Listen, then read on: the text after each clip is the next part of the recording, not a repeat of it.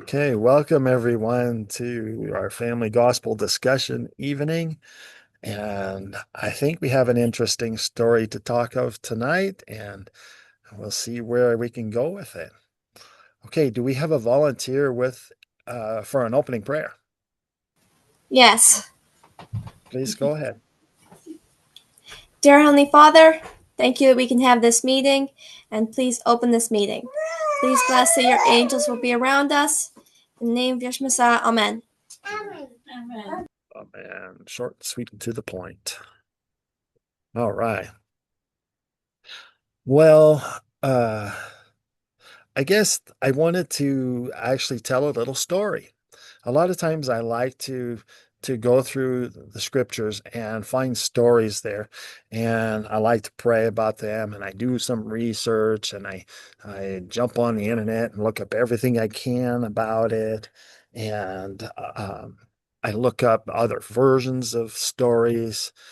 For example, when I find a story in the Bible, I look up different versions. Like I look up whether it's in the Torah or the Tanakh, or even if it's more of like a Talmud, like verbal traditions, oral traditions. And I look up various things about it, and sometimes I agree with the different commentaries about it, sometimes I don't. And I take though the stories and the records as old as I can get them. And I take those things and I run it through my uh Ezra's joining here. There we go. I run it through my uh psychological The crap filter. no, run it through my psychology and like the way I always approach psychology and what I was taught from the Lord, and I run that through that, and I take the pieces of the stories and I apply them to human nature, and sometimes uh, sometimes some people don't like the story and don't agree with what I see, and that's okay. But I would like to tell a story today. And the story I would like to tell would be that of the story of Esther. As everyone knows, I like to find stories about um, women in the scriptures, and I like to do a lot of research on it and try and find everything I can because I want to bring it to the forefront. And it's a lot easier, with Essene writings and things like that, and the Nag Hammadi, the Dead Sea Scrolls. It is easier to find women characters in those in those scriptures, and I like finding them because I have daughters, and I want them to know that they can achieve greatness. And so I would like to tell the story of Esther. Now, a little um, warning symbol here. This story may contain parts and pieces that others are not aware of and may or may not be in agreement with. And so uh, don't stone me. So, uh, we have a story about Esther. Esther happened quite a long time ago when Ahasuerus and those guys came in, captured the Jews and all of Israel, not just the Jews. Captured a whole bunch of people, spread them out all over. They mixed countries together. And because this guy had a great idea. The countries were at war all the time in the Middle East. They were going crazy all the time. I don't think a whole lot has changed, but they were going nuts. And this guy, he had this grand idea. He knew that there were all these various factions, right? He knew that there was religions like crazy and whole piles of gods. And some people believe in this and some people believe in that. And some people are eating bugs and some people are eating camels and some people are eating, you know, fruit or something, and everybody had these issues So he had a great idea. His idea was that he was going to mix all the people together, create his whole kingdom. Really, it was an emperor, but he got all these countries and he mixed them all. He took the best minds from every place that he could get and brought them to the castle, and so that he could figure out how to better rule and reign and govern the people. And he tried to make one people, and one people that would actually get along. And amazingly, after he went and fought his war and got everybody together, all the wars stopped. He did it. He accomplished it. There were no more wars. Of course, he didn't allow anybody to have any weapons either. And he was pretty strict about his laws. And he made sure his laws were enforced extremely strictly, very, very strictly. So he was like this, right? And he did this great job. Now, as we all know, the story goes that, you know, he's celebrating with his generals and his advisors and his all the top guys, and he may have had a little bit too much wine. And he says, they were bragging, how beautiful their women were and everything else. And the king was not shy about bragging on his wife. And his wife was named Vashti, right? And and she was reportedly the most beautiful woman in the whole kingdom. And of course, the king calls for Vashti. He calls Vashti, say, get over here and get in here and make sure you're wearing nothing but your crown. I'm going to show all these guys that you're the most beautiful thing ever. And of course, the king, probably a little too tipsy, thinks he's given her a great compliment. I'm going to show them how beautiful you are. And of course, she's thinking, hey, I'm, not a piece of meat that you can just parade around and all that kind of stuff. So she gets a little bit, concerned, annoyed. And so, but she kind of makes a mistake, um, and mouths off, says, no, no way. And, you know, maybe if she had pled her case a little nicer, she wouldn't have quite got as harsh of a punishment. But of course, made the king look like an idiot in front of his advisors and all the yahoos. And so what happens? The king says, well, if you're not going to come see me when I want you, you're never going to see me again. So he exiles her, sticks her in a little cottage somewhere in the back 40, and she's not allowed to leave. She's not allowed to go anywhere. She's not allowed to see anybody. She gets brought her food, stuff like that. That's it. And she lives out the rest of her life single because this king, as soon as he spoke, uh, uh, gave a directive, it had to be followed.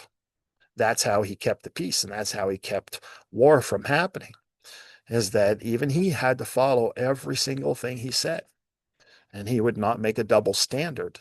He would not be a hypocrite. And that was, he had a strange thing, but I think he may have had a tiny bit of a weakness for wine there, Can or you the wine imagine? brought out some stupidity that he didn't know was still there, going to give his head a shake or something. Yeah. Can you imagine if politicians nowadays had to keep all of their words? We're not allowed to go back on anything that they said. They had to be the first one doing it too. Yeah. Yeah. Yeah, that's not very common nowadays. No, but war is common. War is gone. Yeah. Yeah. Internal strife too within a country also, all because politicians, not just politicians, obviously people vote for who they want. So really the people are the ones making the silly choices. Yeah. But then again, it's pretty hard to defeat the politicians who've already passed laws that now the people aren't allowed to make very many choices. So boy, did we get stuck with things. So what happens next? So the king, you know, realizes what he has done after he sobers up a little bit. He calls for his wife. Now you have to remember the king's got a harem. He's not shy of girls or anything else. and he's got a harem, but he calls for Vashti. She's his queen, or she was, and but he banned her, and so he couldn't see her again. So he punished himself as well. Um, Not to the same degree, obviously, because he had a whole harem full. And so he sends out a proclamation.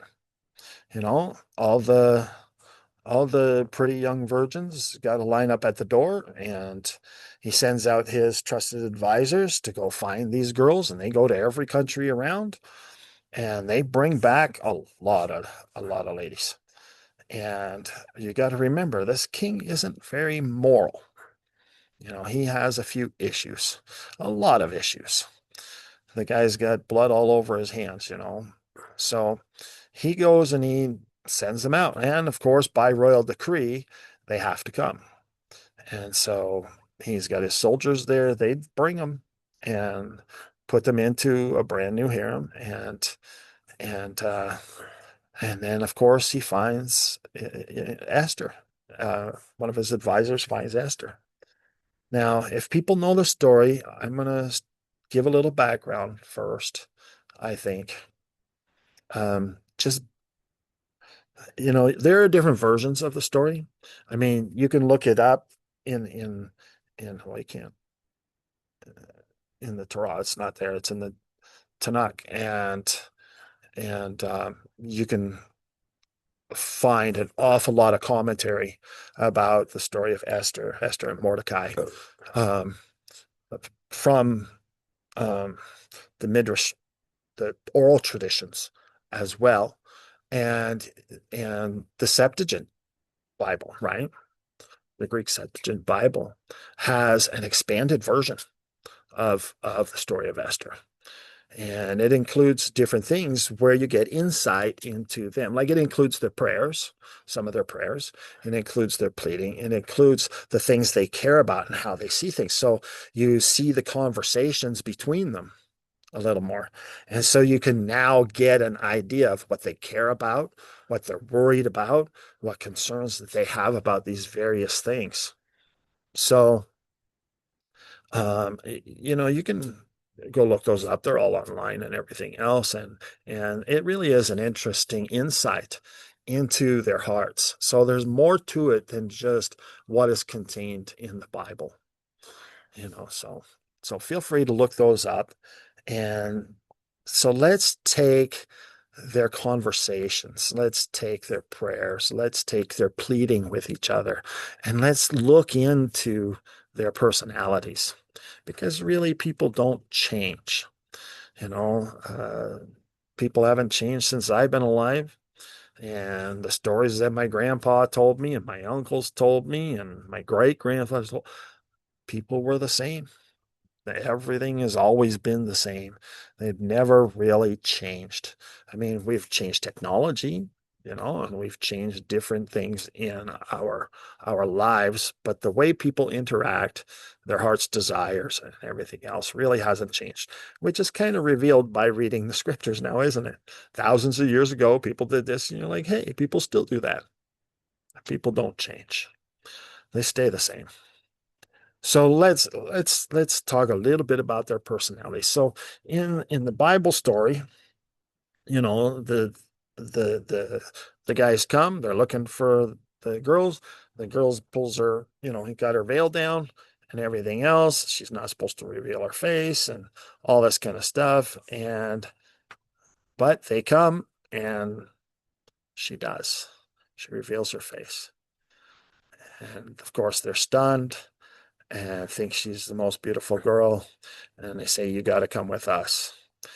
Now, we're missing part here. We're missing part already. Mordecai is a high priest. Mordecai is a high priest of the Lord God. Mordecai is under the law and must abide the laws of the high priest. What are the laws of the high priest? Well, the laws of the high priest is, in this situation, for this story, we have to remember, in order, the high priest needs to marry a virgin of his own tribe, and usually it's of his own family, fairly closely related. It was the rules for the high priests. And his niece fit that role. And so she was, of course, brought over to be raised by Mordecai. They say that the family or parents, whether she was an orphan or not, but there was difficulties there. And so she grew up with Mordecai under the it's hard to say it in today's culture because people today don't always see things the same way. But under their laws, she was engaged to Mordecai and not yet married because they had to wait till she was of age. And I mean, she was obviously old enough. That's why the king took her. But Mordecai was waiting till she's a little bit older because, he's not, a pervert like the king. So he waits and waits till she's of age. Um, Esther has some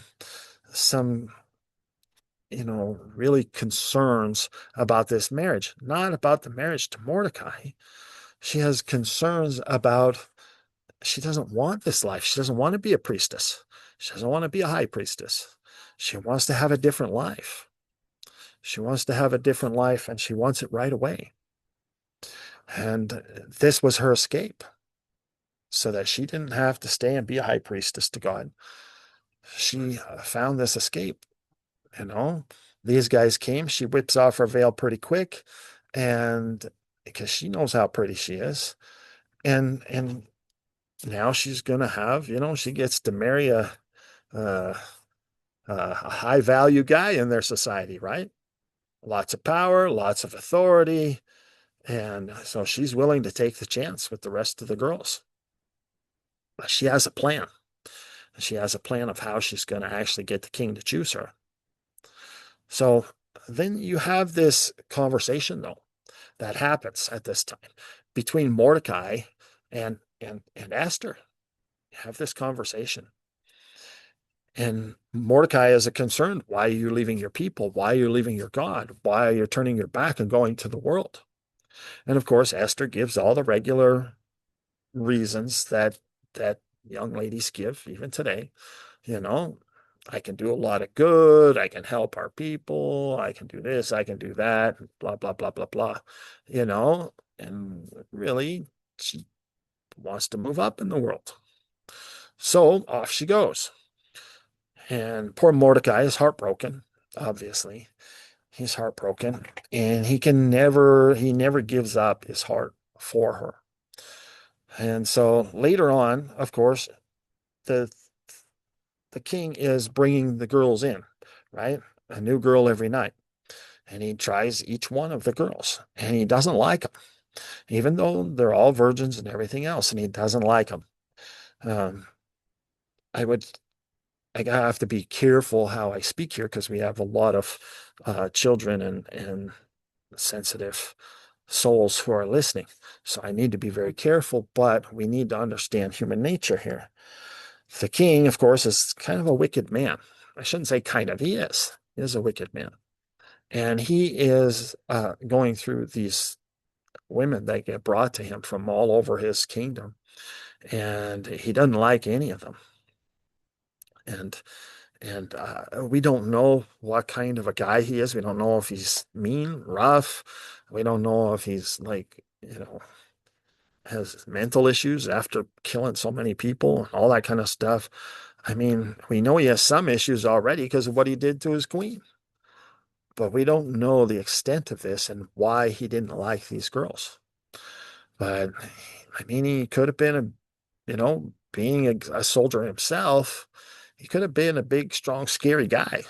It could have been, you know, uh, the ladies were terrified. And more than likely, there was an awful lot of women who didn't want to be there and were not happy being forced into this situation and just to be used by the king and thrown away and to live the rest of their life in the harem and never get married, never have children of their own. I mean, there's going to be a lot of unhappy women. And then, of course, in comes Esther. It's her turn. Well, the king goes into Esther, and Esther is thrilled about it. Esther's happy about it. She sees this as a certain way out. And so, even though she's a virgin, she is pretty enthusiastic. And therefore, the king likes her. And the king chooses her and makes Esther his queen. Now, Esther's very careful. She never says that she's a Jew. She never says she's part of any kind of faction somewhere. She's very, very careful. And there's a lot of background to this story because you have Mordecai who saves the king's life. He overhears people plotting to kill the king. He reports it and gets these guys caught in the act. So the king honors Mordecai. Mordecai moves up in his. Actually, that's a question. Yes. That happens after uh, Esther goes with the king or before? Good question. Because I'm just thinking, Because Mordecai already works for the king before Esther gets taken, yeah, before she goes. because the king brought all of their top guys of every country and or religion, and he Yeah. brought them all in to work for him so he could, you know, Yeah, and Mordecai was a genius with numbers. He was like a super great accountant and very trustworthy and all that. So the king really bumped him up in his job. yeah, He got some status there. So he moved up. yeah. Well, I was just thinking that, Mordecai's a pretty honorable guy if after Esther goes with him and he's like, well, I overhear these guys plotting against the king, I see what you're and saying. it's like No, I he gotta stays do my faithful to job. the king. I gotta He do. he I does. He stays faithful to the king. And he wants to get closer to Esther. So he's always coming up to the wall and they're sending messages, through one of her servant girls and everything else and stuff like that. And he he his heart, he never lets go of Esther quite as, because, under their law, they were already half married and they weren't allowed to actually do this. This was considered adultery yeah, under their law. So you have to realize that. And if you don't know the law, especially the law of the high priest, um, Esther was supposed to be burned to death for committing adultery, for leaving the marriage, right? So you have to be really careful about these things. Since we talk about these stories in our society today, we don't understand these things because we have no idea how it works at the time. So we have to be very careful on how we interpret the stories. So Esther really was quite rebellious at first. She was extremely rebellious. She ran away from the Lord, ran away from her covenants, and ran to the king and got the king to fall in love with her and got crowned the queen. And it was it's too obvious of a strategy to think she accidentally stumbled into it, kind of a thing. But when you read the conversations, you can understand that, yeah, she knew what she was doing. And so this was a huge thing. So instead of giving her life a service for the Lord, being a high priestess for the Lord, she didn't want that life and found a different way out. Um, and of course, therein is the problem, though. She got out of that situation, left her marriage. She got out of it, married somebody else, and she now has to be very concerned about her eternal life. And now she's needs to be very concerned about that. So, and that'll come out in the conversations later with Mordecai as well, as you keep reading the story, right? It comes out in the conversation, comes out in our prayers, comes out in our prayers. And so you have to read the story. You have to read the expanded version in the Septuagint Bible, and and you have to be very careful when you look through the Midrash and the oral traditions, uh, you know, uh, of of of the Jewish people, because and you have to go back far enough because it gives commentary, and then they give commentary on the commentary, and then generations give commentary on that person's commentary. And so it kind of washes out, filters out through generations as things grow and develop, change, as people's view changes. But you have to go as far back as you can in order to understand the relationship and understand the what they were actually doing, understand the culture of the time. And so it gives you insights. I mean, we're never really going to understand the culture unless we live there, unless we grow up in that culture. But it gives us insights into that culture. So that's why we do our research, and we actually look deeper into it. And so we have this thing, and it starts out as this um, rebellious girl rebelling against God, rebelling against her husband. And she leaves, marries the king, gets crowned queen. But she keeps her identity, her cultural identity a secret. She adapts really, really fast. Mordecai is in the background. He's saving the king's life. He's helping out the king and everything else. He gets promoted, and this is good. Now, of course, Mordecai and Haman have uh, they don't really like each other so much. And Haman really hates the fact that Mordecai gets credit and gets promoted and got pranced around, on the king's horse in front of the people. And because Haman, Haman did he his wants job. to be the big shot, right? Yeah. Mordecai just did his job, Yeah. and Haman's over there trying to be politically connected and everything else. And Well, we all know Haman. We all know a Haman in our life. yeah, The guy who sucks up to the boss, always bringing in coffee and donuts for the boss, never does much work, but is always the boss's yes man, right? yep. We all know Haman. So, so Haman gets so angry at Mordecai because Haman knows he's a Jew. And Haman gets so angry and so angry and so angry that Haman, of course, goes under the guise of wanting to glorify the king and make the king special and all that kind of stuff. And the king's like, yeah, yeah, go ahead. So Mordecai drafts this thing. Well, there's a group of people, among in your kingdom, that they don't mix and blend like you wanted, right? So he uses the king's strategy, the king's desire of having peace in all the countries, in all of his kingdom. And he says, you mixed all these people, you got them to have peace, but there's one group of people you missed, and they won't mix, and they refuse your commands, and they refuse your orders, and they cause trouble in the kingdom, and blah, blah, blah, blah, blah, blah, blah. And Very so the sneaky king family. says, what? A very sneaky family doing sneaky little things. Yeah, The yeah. vegetarians. And they keep their own secrets, and they have their meetings in private in buildings where only they're allowed to go, and blah, blah, Yep. blah. All the same lies they tell today. And what happens? Of course, the king's freaking out. This can't be. I can't have this. Look at this kingdom I created. I cannot have any group of people that doesn't blend. I have to have this kingdom to maintain the peace, right? So he puts out Haman suggests the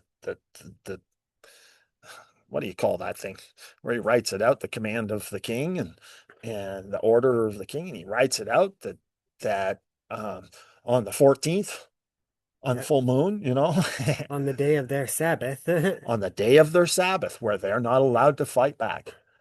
And he says all of the people are allowed to kill the Jews And take anything and they take want. everything they have. They are free game. That is incredible. So he says on the full moon, on their Sabbath, everybody is allowed to go do it. Yep. And And I imagine it's because, well, Jewish culture being what it is, they they obviously keep themselves separate from everybody else. And during this whole mixing process, this is still only the first generation of this happening, of this, or No, it's not the first generation. not the first generation? Not yet. Oh, There's still more. well, no, I just meant that the whole Yeah, conquering wasn't all that long ago. yeah, it So wasn't everybody all. still hates each other, or Yes, their rival yeah, groups, well, of course. but they're all Yeah, being, it was very early in the in that state. Yeah. yeah, so it was still very early. And so everybody still hated all the other people. But hey, look at this. There's this one group of people that won't mix. No And matter where so we put them, they won't mix. They stay among And themselves. so for the king, it's a bonus that it's the nail that sticks out gets hammered down. Hmm. So Of he'll course. be making an example of these people who won't mix. He'll make a good example of them. Or I mean, Well, not good, yeah, but a bad example. But yeah. yeah. So, So this is win-win for the king. oh yeah, absolutely. And even if it's wrong, it doesn't matter. Even if it's a lie. And those people aren't like that. Even if they have mixed, even if it's just a lie, the king still wins because it scares the living daylights out of everybody else. I mean, Haman could just be lying about any group of people. Yeah, There's people over there that train, dogs or something. And Haman got bit by a dog once, and he just had them all killed. The king doesn't care because the king will still come out ahead because it'll scare the daylights out of anybody else. You better follow what the king says, or you're next, yeah, right? So it's the king still would win. So we have to remember that because that is important. Why does the king come up with a different solution later? Because the king would win anyway. He doesn't have to change his word. He would win. He only yeah, changes it for one reason. yeah. So let's go on with the story. Mordecai sees this edict. There's the word. This edict that got sent out, and of course all of the Jews are doing it, and they're all coming to Mordecai because Mordecai's a high priest. They're all coming to Mordecai, and Mordecai works in the castle too. They're saying, "Can you do anything about this?" And he says, "Well, I'm going to go talk to my wife." So he goes and he sends messages back and forth to Esther.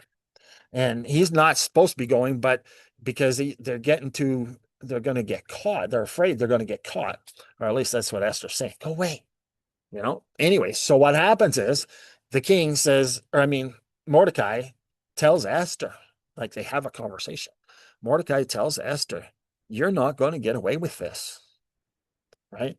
He knows why Esther left. He knows what she's doing. He knows what she wants. He knows that she's kind of likes the world a little too much.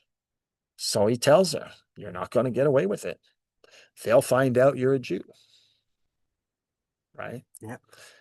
Which pretty much, you know, might suggest that somebody just might let it slip out of their lips because all he's got to do is tell all her servant girls, tell the other blabbermouths, tell Haman, tell Tell anyone, all the other, all the people. the harem, or the rest of the harem who she got promoted ahead of, Mm-hmm. who, because there's Oh, yeah. politicking and everything in that group as well, because, and who's So the top Esther's on getting a everything. little worried. She didn't want to lay down her life for the Lord. Now she might have to. Yeah, Right? She didn't want to live for the Lord. Now she may have to die for him. So all of a sudden, her plan kind of backfires a little bit. yeah, Yeah. So and of course, uh, Mordecai tries to plead with the Queen Esther, and people want to plead with Esther, plead with and everybody's kind of going, "What's going on here? Why are they going to plead their case to the Queen?" Because people in the castle, they don't know that she's a Jew. yeah, But all the Jews are trying to get to Esther and plead their case with Esther. Nobody can understand. Why aren't they pleading to the regular, channel of command here, chain of command? But instead, they want to go directly to the queen. Something's going on. yep, So, what do you think happens? So, Esther, of course, after the conversation with Mordecai, she feels so guilty and ashamed, of course, and she goes and prays to the Lord, and you see her heart being revealed in her prayer. And it reveals what's really going on. And so you can see that, Esther is now, having a change of heart. All of her family, all of her people, everybody's going to die. And it's all on her head now, all on her hands, all on her head. And she's the only one left who can save the whole entire people. Now, I know the story we tell today, the Sunday school story, everybody tells us that Esther was this wonderful girl that saved her people. Well, she was at the end. But she had to go through this challenge. Don't forget, we know of many other people in the scriptures who rebelled against the Lord and then repented and did a great work. Yeah. Look at Jonah. He rebelled against the Lord, repented, and did a great work. Actually, all of Nineveh converted. How many prophets converted entire cities? Not a whole Not a lot. whole lot. That's right. They were driven out of plenty of cities, which is Yeah, why Jonah expected it. yeah, that's right. And what about the Book of Mormon? We have the most famous ones of all, the sons of Mosiah, Alma the Younger, the sons of Mosiah. What happens with them? They rebel like crazy. And then they turn back to the Lord, and look how much great work they did. They did this great and wonderful thing. So I don't want anybody thinking that I'm saying something bad about Esther. We're not. We're not saying anything bad about Esther. She was a rebellious young girl at the time, a Yeah, this rebellious is this teenager. is a redemption story. This It is not is a a redemption story, and it's a beautiful redemption story because she not only saves herself, she saves all of her people. This is an amazing story. So she comes after her prayer to the Lord. She goes and she tells all of her mates, we're fasting. And she fasts for 3 days. Now, that's the beginning of the fast. For 3 days, she's fasting. And then on the third day, she dresses up and puts on her crown or whatever and goes in when the king is in council. Now we have to remember the background here. Everybody thinks that's okay. No, if you interrupt the king while he is in council, you will be executed if you go before the king without being without called, being invited, especially when he is with his advisors and counselors and they're planning whatever for the country or whatever war or anything else. You interrupt the king and shame him like that. And what can he do to hold his status that his men will trust him? He has to execute her. Nowadays we think, oh, it's not that bad. Yeah, but we don't live in these kind of situations where you're living in a war-torn country that the king now is absolute ruler. yeah, this king is puts in a whole lot of work to keep this country together because it's made Well, up of like a we bunch said, of it was different, very new. The situation was very new. and so everybody had to know two things. One, that the king was true to his word. He would always keep his word. And Yep. two, Had to be that trustworthy. he would not put up with anything. He He would not, couldn't. if someone tried to do their regular political maneuvering and, and try and do something sneaky, they had to know that he would not put up with it, that they would be executed. There was no, He did execute people for it. yeah, He refused anybody who came before him.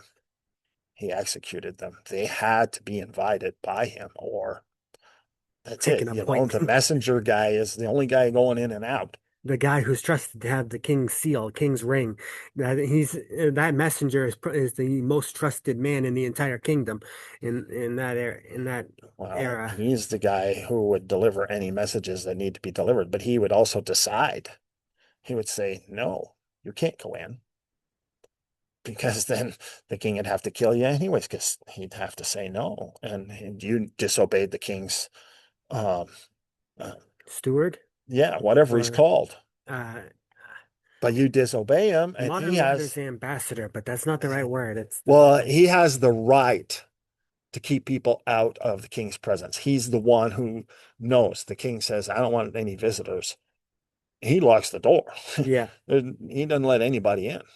If he does, he's executed. yeah, See, people today, we don't live in that culture where we have to worry about these kinds of things. Well, sometimes we don't have to worry about these kinds of things. yeah, So, what happens though? So, here comes the queen. She's been starving herself for 3 days. yeah. She's not eating. I think that's a little bit funny because what would happen if someone who, say, lived with a high priest, can you imagine what their diet would be like? A very It simple would be diet. He very would used to simple. be used to fasting.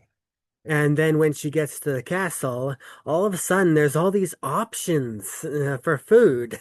And so maybe she may But have put on remember, a couple of pounds. no, yeah, that's possible, but I don't think so very much because she used such a huge strategy to get him. Yeah, She's that's going to true. maintain her trim figure to keep him.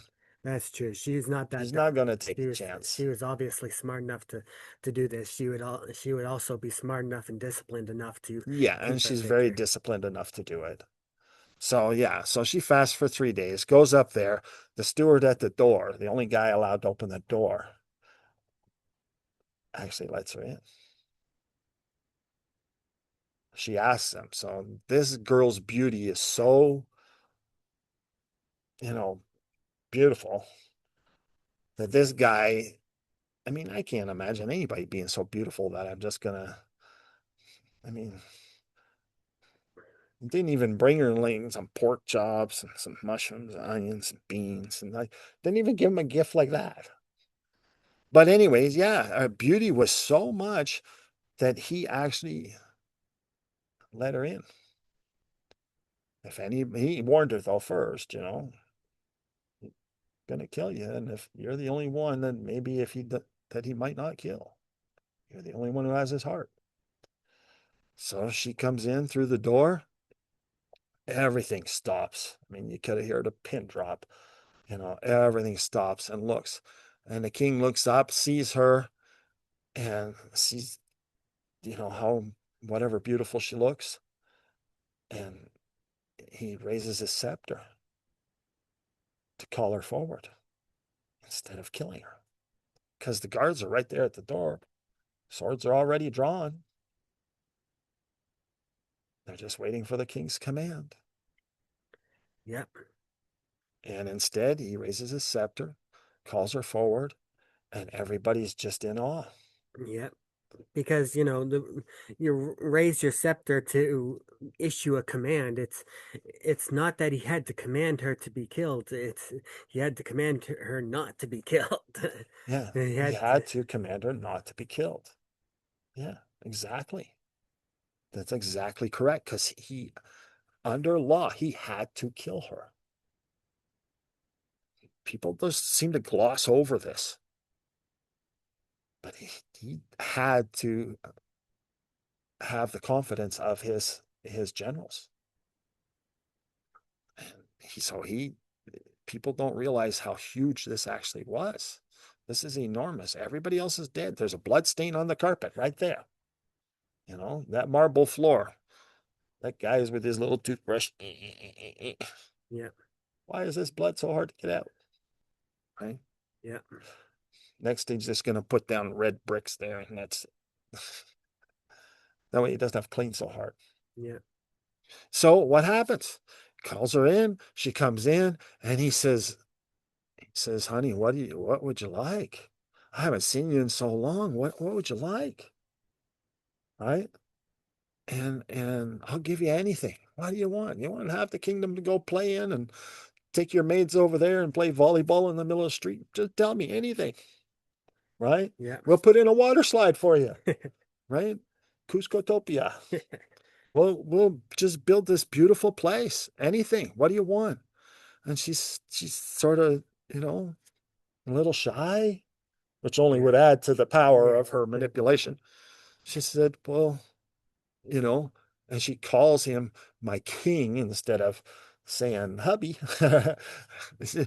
you know, in front of everybody, she respects him Yeah, and that's shows it. him a great deal of deference in front of everyone. And yet, so what does she say? She says, "I've missed you. I haven't seen you for so long, and I just can't live without you. And tomorrow, will you come over and I would like to make you a big meal and take care of you and tend to you." And the king is just flabbergasted. She doesn't want money. She doesn't want this. She doesn't want to be paraded around. All she wants is to be with me.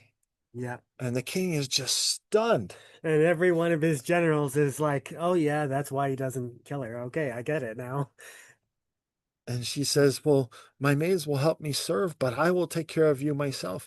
And maybe even bring Haman here. Bring your right hand guy, Does he you only know. does she only invite Haman, or does she invite or does it say if she invited like his, because he would have more than just one he'd have more than just Haman. Well, it So, doesn't necessarily say that, but you would think so. There'd certainly be servants there too. yeah. But I mean, as guests at the table. So here she is, and he comes over, Haman comes, they come in, and she's got everything decked out, tables all set and everything else. And she comes out herself, running over with hot food for the king. I Yeah. mean, he gets hot food. Everybody else eats what's on the table. It's already cooled down too bad. Comes out with hot food for the king. Yeah. And she's serving him. She's taking care of him. She's rubbing his feet after a long day. She's rubbing his shoulders, everything. And she takes care of him. She sings all this stuff.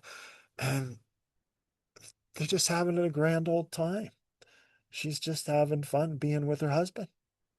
And wouldn't you know it, he's like, "Honey, I don't know what to do. You're, a wonderful wife." Yep. And she Compare says, "What do to you want? I'll give you half the kingdom. What do you want?" And she says, "I just want you to come back. You and Haman come back tomorrow. Let me do this one more time. Just Yeah. once more." So they come back the next day. The same thing. She takes care of him. She's got the best wine. She's got hot food. Yeah. That's She's massaging his that's shoulders. actually another point that I just thought of, was that the king is extremely busy. Very. And so for him to take a night off like this Yeah. to just, be with his wife or whatever. Yeah, that's unheard of. He th- hadn't seen her for 2 weeks before this, or whatever it was, months or whatever before this. I forget now what it said. Yeah. And he's got no time. Yeah. This is He's nonsense. He's running countries. yeah, this is not just the like the modern CEOs, they work 4 hours or whatever, maybe, or I think a some, lot of them work 24 hours a day, but yeah, yeah. but yeah, and well, the successful ones do. Well, yeah, of But course. I mean, there are plenty of leaders of Yeah, countries these days who they have no they don't work at all. But they're funny. They want their payment before they work. yeah, but this guy is he's working very hard to keep his country together because it's made up of 100 small countries that he's trying to keep all together. Well, there was a lot. Yeah, there's a whole lot. So him He spending had a huge um, empire. I mean, he had enormous empire. yeah, so him spending a night just not Yeah, that working. means a couple of hours, or more even. Like, Because yeah, usually he's like he'll eat during the meeting sometimes, or he'll oh, uh, somebody just bring it to him. He's yeah, not stopping. They he don't just calls stop. food to be brought to them, and he's still working, and so Yeah, I always find it weird how people whine that they don't have enough, but then they don't work. They're always stopping. And you're like, why are you stopping? Let's get to work. Let's go. But so yes, stopping and having a meal for an evening with his wife Yeah, he must is have really a liked her. is something that is a big yeah, or a Yeah, because the it's a rest big of the deal. country suffers if he's not there running it. And he's actually letting the rest of the country suffer while he goes and has dinner with his wife. Yeah, I mean, that's crazy. All those people suffering just so that he could have dinner with his wife. That's nuts. I yeah. mean, yeah, So to his wife, she thinks it's great, but all the people that are crying don't. yeah, so Thousands and thousands of people crying. Yeah. yeah, so it's not He just he doesn't have the time. I So he's giving up a lot, in other words. yeah, well, I was just saying that this isn't a in modern times, people would think that that she comes before the king to risk death for this tiny little thing, but it's not a tiny little thing. This is put the country on hold for an evening, while so come and do spend time with his wife. This is Yeah. it's still a big deal. No, she risks it twice, right? She risks it twice. So let's go on with the story. The second night happens. She gives everything, takes care of him. And because, to her, this could very well be the last night of her life, the last night she ever sees her husband, the very last time. You have to remember because she has to tell him. Yeah, So after this, she got to spend 2 evenings with her husband.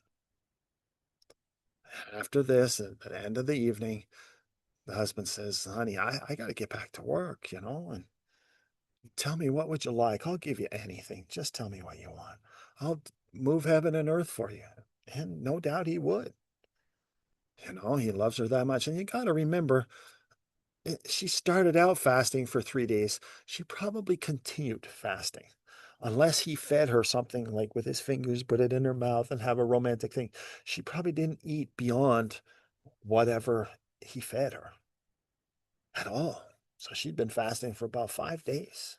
yeah. And all she does is, he asks, tell me anything, I'll give you anything. And all she asks is, don't kill me. And the king's like, what are you talking about? And she's like, please don't kill me. I love you. Don't kill me. The king's really getting worried here because you got to understand the king's going, what are you talking about? Well, you put out the edict that you were going to murder me and all of my family and all of my relatives and all of my people, when the moon is full. And he's freaking out. Yeah, What are you talking about? And she has the copy of the edict because Mordecai gave it to her. yeah, She has a copy of the edict. Here you go. This is you. You signed it. And Haman was the one who put it up. And of course, the king starts realizing what's actually going on, yeah. right? Starts figuring this out, saying, who are you? What's going on? Well, I'm a Jew, and you and Haman are going to murder me and all of my family and all my people. And I just wanted to spend the last 2 nights with you before I ended my life, before you killed me. Well, if that didn't grab a hold of his heart, Yeah. you know, and guess what he does? And who's your family? Well, Mordecai's my uncle, and you're going to kill him too. In fact, Haman's building that gallows right there out the window to hang him on in the morning. And of course, the king is just freaking out at this point.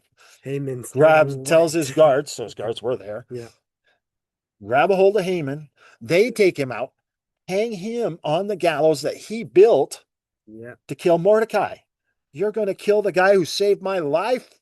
You're going to kill my wife. You're going to kill Yeah. all of her family, her people, everything.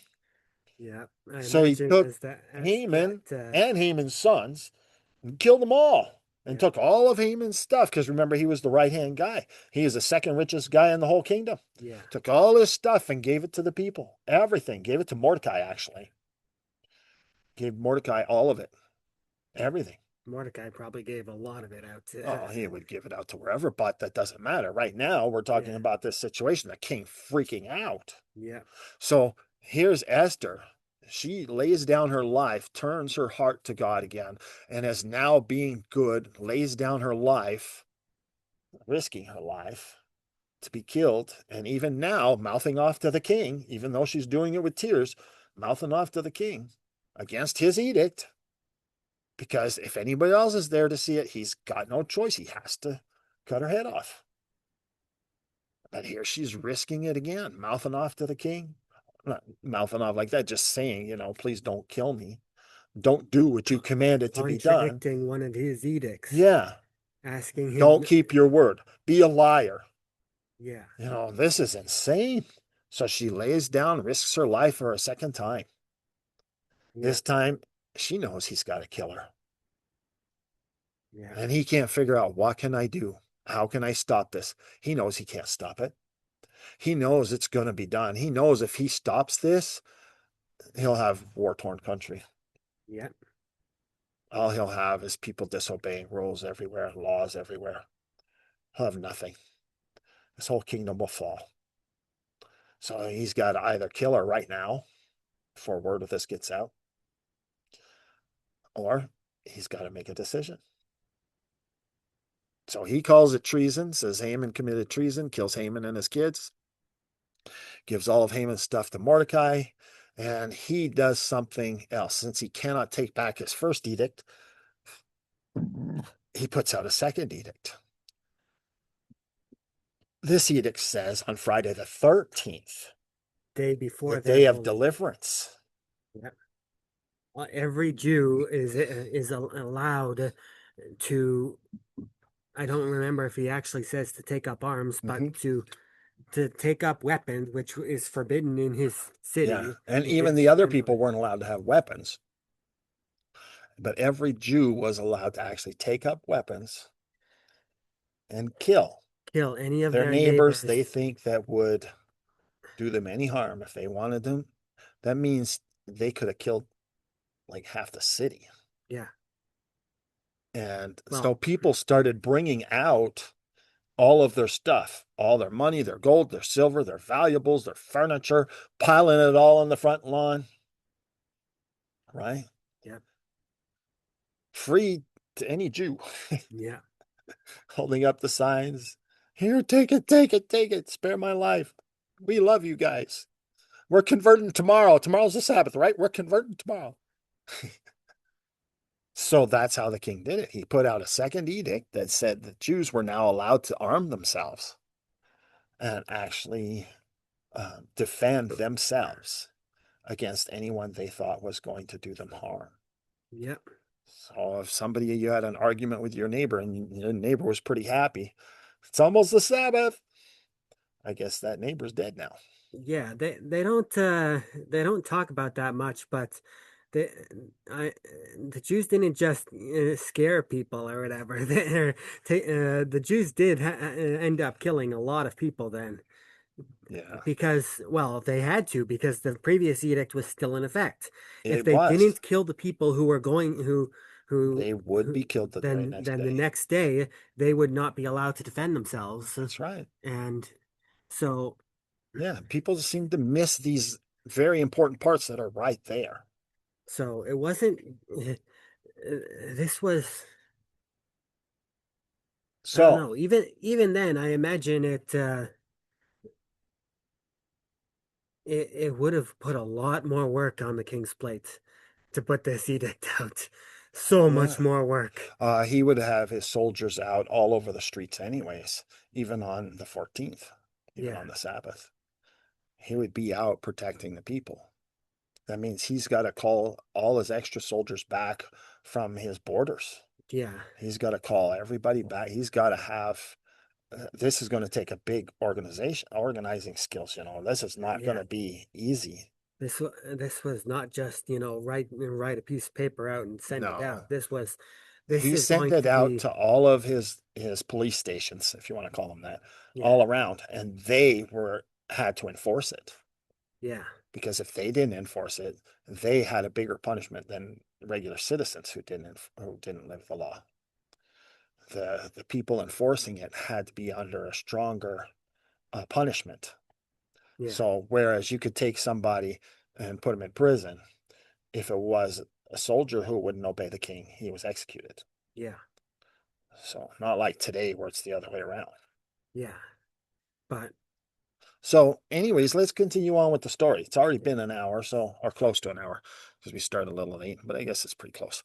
So let's get on with the story here. Um, this is what happens. The Jews now have the right to bear arms and can actually defend themselves.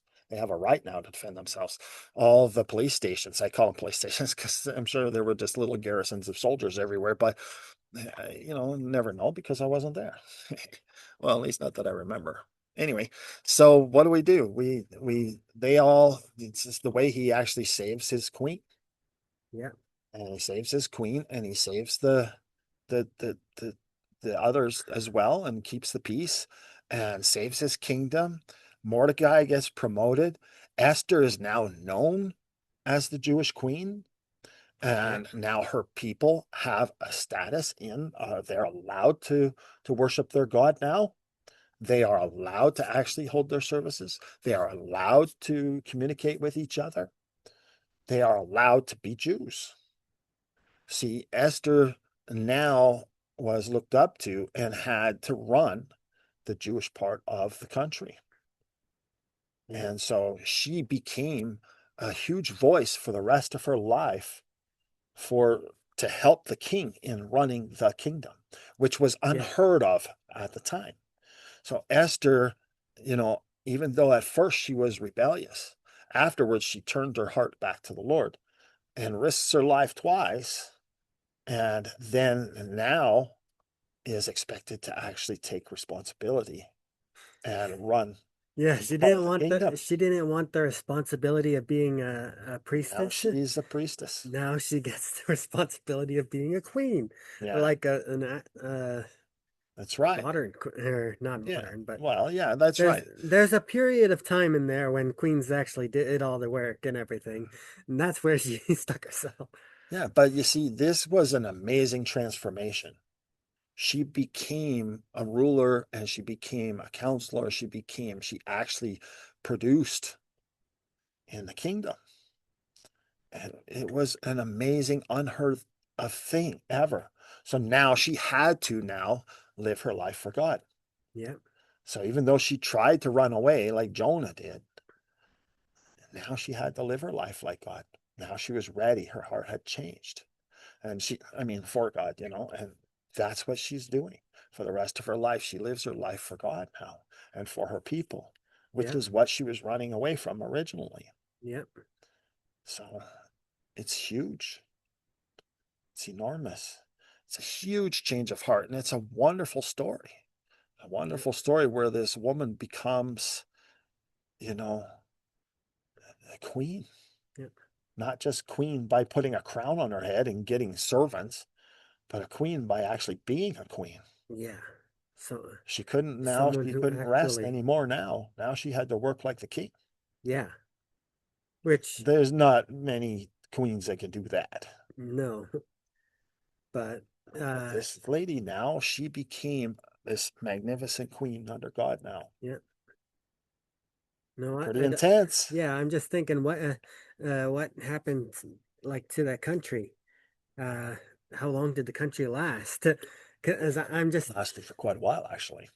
I'm just thinking that All because of her. if this king all of a sudden has a queen there who's still dedicated and still is living, you know, and still, has dedicated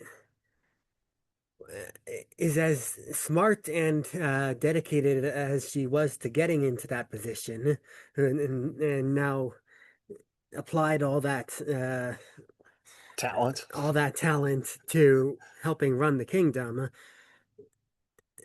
his workload just gets halved. I know. He actually gets a queen who actually helps. Yep.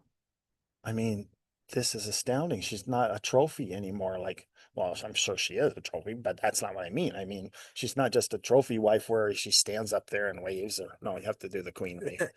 You know, she's not just like that. Now she's a value to the whole kingdom. It's incredible. Yep. So it's really amazing. She really now she has to go and she doesn't have to now. Now she wants to live her life for God and her people. So it's an astounding transformation. It's truly just a miracle. It's huge. I think this is a great story of redemption. Yep. I mean, I really do. I think this is an amazing story of redemption. I think we should be able to see this story and just, feel so much hope for each of us, for all of ourselves, that we can, even after doing so horrible, she was actually able to redeem herself. I mean, this gives all of us hope. Yep. And the Lord was willing to help her, willing to have her change, willing to help her progress, willing to help her become the queen she was always meant to be. Yep. That's astounding. To me, this is a wonderful story of redemption. It's huge. It's huge. It's enormous. I think we can look forward in our own lives, turn our hearts to God, and start being, you know, the priest and priestess, the king and queen of whatever the Lord has put within our circle of influence.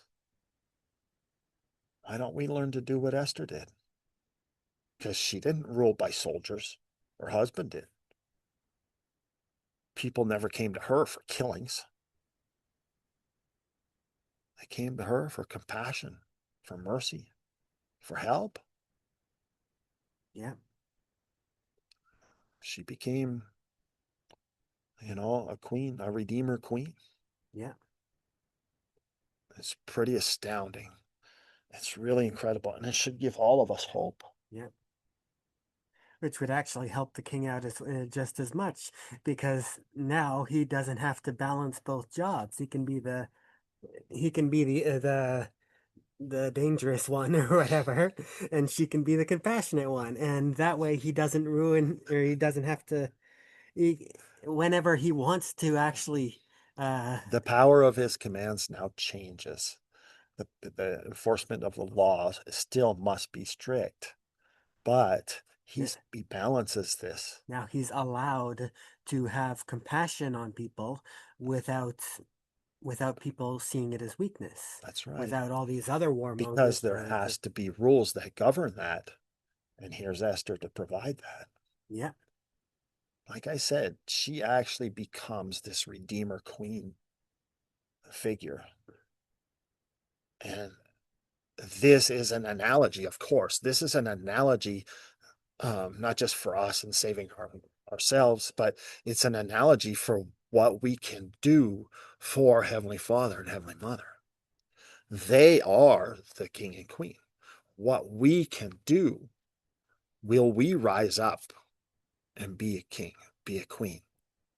Will we rise up and be a high priest and a high priestess? Like Mordecai stayed the high priest of the Jewish people.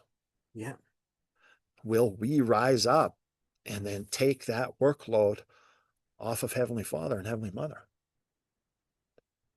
Esther rose up and did it. yeah, Mordecai rose up and did it. Why don't we? It says it's possible. It's right there. That's why we're given this instruction, so we know what to do, yeah, at least within our circle of influence. Why are we not doing this? We need to do this. And that take the workload off of our heavenly parents, right? yeah. It's pretty amazing stuff. I love this story. It's an incredible story of redemption. I have not been perfect my whole life. I still think I'd get smart, you know.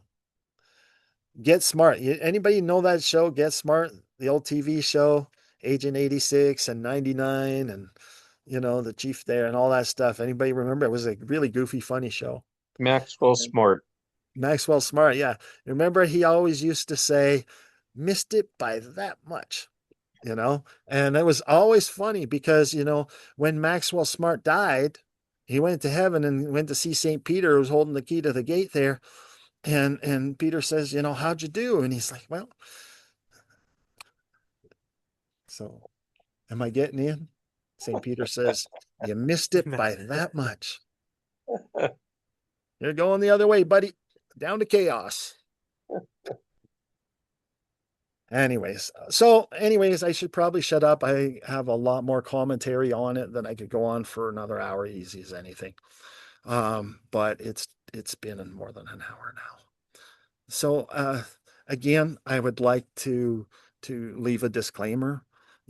This version of the story really isn't there to hurt anybody's feelings or to take away from anybody's already versions of stories that they know. I just wanted to share the version of the story that inspires me so much, that tells me I can overcome all these things in my life and I can, rise up and still have a chance to be the person that I should have been before. And so I just wanted to share this story because it means so much to my heart. It means so much to me. So, Yeah. does anybody have any comments or questions, Great. concerns? Want to tell me to go away? Well, Because it's a pretty hard change. yeah, I mean, The movies don't play it out like this. yeah, if you want to look at there's nothing wrong with the VeggieTales version of the story where it's, I like VeggieTales. someone in a bad situation doing the best they can. Yeah. That's still a good Still a lesson. wonderful lesson, of course. But there's always, I mean, But when you get into the research and you start actually learning the stories and you start getting back to what the situation was at the time, the culture of the time, how they were thinking, how they were acting, what they were trying to accomplish, and you find the story is right there. If you turn off the television, and you see this story, you're thinking, hey, this is not the same as what they taught us in Sunday school. And you read that story and you see what comes out. You yeah, see the development of this person who rises up character against total growth. rebellion and rises up and becomes a magnificent person. I mean, that just inspires me. Yeah, It just inspires me. There's hope.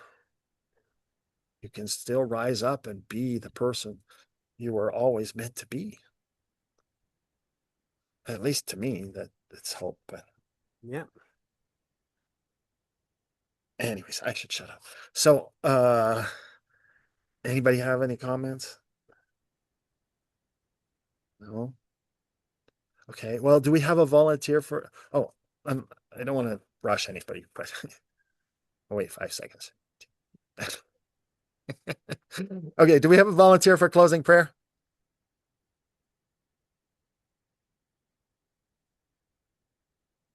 Do we have no little children, or did everybody go crazy in the house? No, I can volunteer. Thank you. That would be great. Please go ahead and pray. Dear Heavenly Father, we are thankful that we were able to have this meeting today. We are thankful it worked well, and we are thankful that our friends and family around the world could join in and listen and contribute. Please bless that your angels will be with us and all of our friends and family around the world. In the name of Yeshua Messiah, Amen. Amen. Thank you. Oh. Very good.